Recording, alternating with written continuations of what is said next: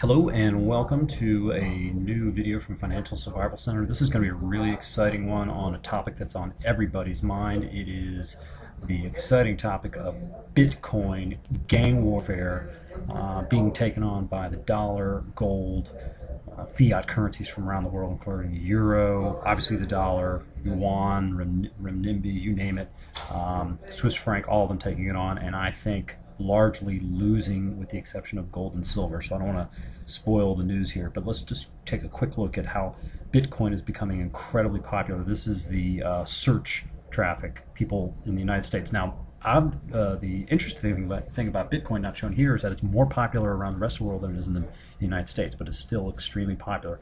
And if you don't know what Bitcoin is, it's basically what they call a cryptocurrency, but it's sort of a mathematical puzzle that's being solved to create currency. It's got certain limits, and I go into some detail on an article on my site at financialsurvivalcenter.com, but bitcoin.org is where the whole thing is based.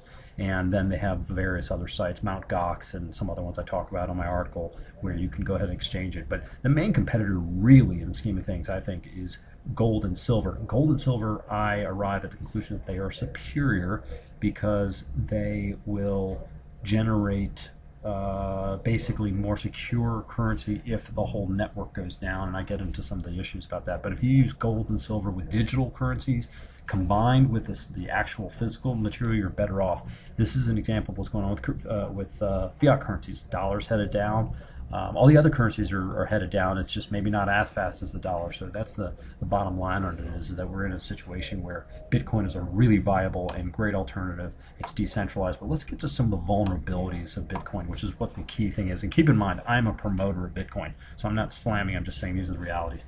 One, the network is vulnerable. Electricity power of the network, computers within the network, software functioning on the network, recognition of Bitcoins for using across different purchases, and of course transfer mechanisms such as Bitcoin and Mt. Gox and all that. Those can all be taken down. So this is the Financial Survival Center, just giving you a heads up on Bitcoin and how it can be a great tool, but it also is something that you need to watch out for.